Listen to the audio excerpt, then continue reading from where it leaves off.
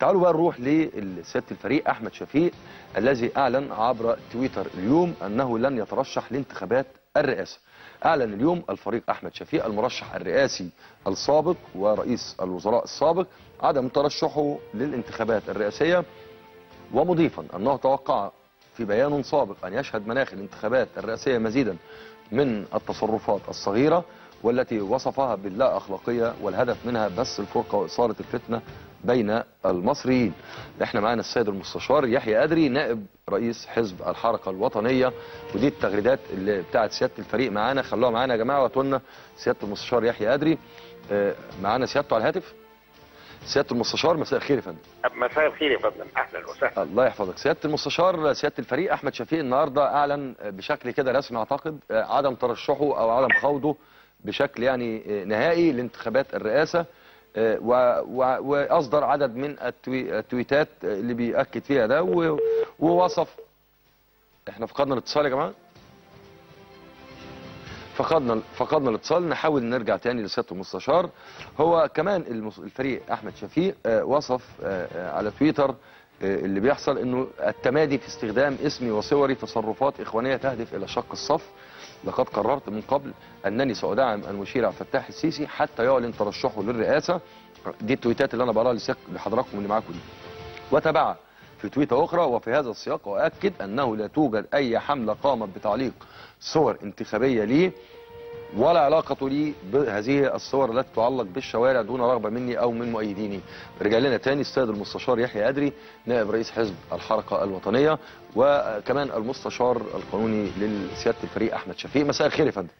مساء النور يا فندم، اهلا وسهلا. اهلا بيك.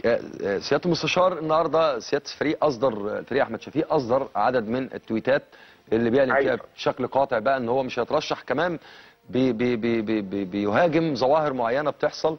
يا ريت حضرتك تحطنا في الصوره اكتر.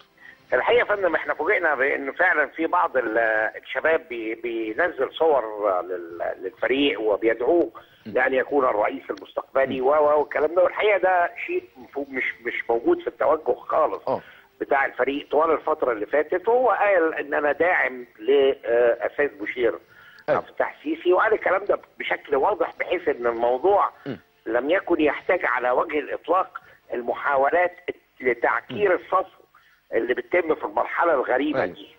وبالتالي يا فندم كان يتعين انه ان يكرر الفريق هذا الكلام وبشكل واضح جدا انه داعم للمشير السيسي، انه لا يقبل ما يتم من افعال قد لا تكون يعني افعال طبيعيه ويكون وراها اسباب احنا ما نعرفش السبب ايه. هل هي نوع من محاوله ايجاد وقيعه عشان يبقى في مشاكل جوه البلد والفصيل الواحد عنده مشاكل ولا جماعه ما هماش فاهمين الصوره وبيعملوا الكلام ده. لكن في كل الاحوال لا سياده الفريق راغب في هذا ولا حزب الحركه الوطنيه المصريه اللي بيرأسه الفريق احمد شفيق. يعني ده مش هيأثر على الحزب عدم ترشح الفريق؟ لا يا فندم، احنا من الاول عارفين ومتفقين ان الفريق مش مرشح وان الحزب نفسه كاملا داعما للمشير السيسي. ايوه. ده موضوع حضرتك سياده الفريق احمد شفيق قال في التويتات اللي كتبها ان القى ببعض الاتهامات ان الصور دي الاخوان يعني هم اللي وراها. الحقيقه يا فندم هو يعني المحاولات دي